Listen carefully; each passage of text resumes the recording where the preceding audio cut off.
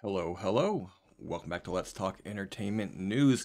So, as expected, the Blumhouse Exorcist Trilogy has been scrapped, but Mike Flanagan has been announced to direct the next film. But before we get to that, a few things for you to do. Help us reach 5,000 subscribers. Hit the subscribe button, hit the alert bell, like, comment, send supers. Keep those comments positive, constructive, and friendly, and that's what you'll get in return. Or become a member for $2.99 per month. But yeah, Mike Flanagan confirmed to direct new The Exorcist movie as trilogy plans scrapped. This apparently was a real rare misfire from Blumhouse.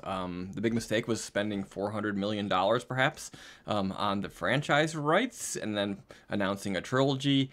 Maybe they can still salvage something out of this deal, but we shall see. All right, after speculation arose earlier this month, I think before this month, but it's now been confirmed that Dr. Sleep's Mike Flanagan is helming a new Exorcist movie. Love Dr. Sleep. What's more, it won't be The Exorcist Deceiver, as Blumhouse's Exorcist trilogy plans have been scrapped. Yeah, I think we all saw this coming. Flanagan will add to his roster of horror author adaptations by tackling a standalone movie based on the world of William Peter Blatty's The Exorcist. Blumhouse promises a radical new take. Is that what people really want? A radical new take? I'm not sure. On the source material, and Flanagan will also write and produce the movie. Mike Flanagan is honored to tackle The Exorcist. Flanagan said in a press release, "The Exorcist is one of the reasons I became a filmmaker, and it is an honor to have the chance to try something fresh, bold, and terrifying within the universe." David Gordon Green was supposed to launch the Exorcist trilogy with last year's The Exorcist Believer. Unfortunately, it took a critical beating, and its box office was dwarfed by stablemate Five Nights at Freddy's, which was streaming day and date with its theatrical release. Green then walked away from directing the sequel. Universal and Blumhouse brought the rights to The Exorcist from Morgan Creek for $400 million in 2021.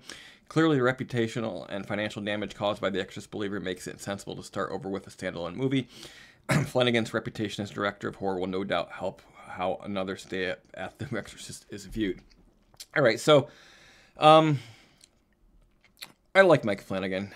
Dr. Sleep was pretty cool.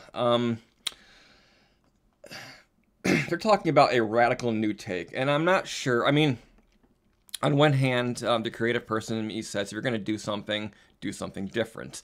But we're working in franchise territory here. So is something radical and different and new what people are looking for? I think would people be more, it's if you're trying to please an audience, that is, and I assume that's the goal, as that's what a studio does.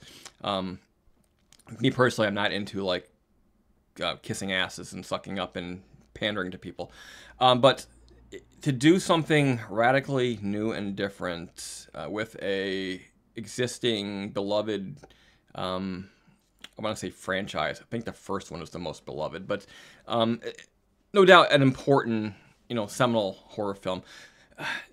Are people going to want something different, or are they going to want to return to what they felt from the original? And how do you achieve that? Do you get back to that feeling of terror of the original by doing something new or by doing something old? So that's the question. It seems to me that sort of in this mainstream world, when you dare to do something different, most of the time you get shit on. So I'm not sure how this is going to turn out. Of course, their whole tagline there, radical, new, different, could be just sales tactics. In the end, we could get something that's rather conservative.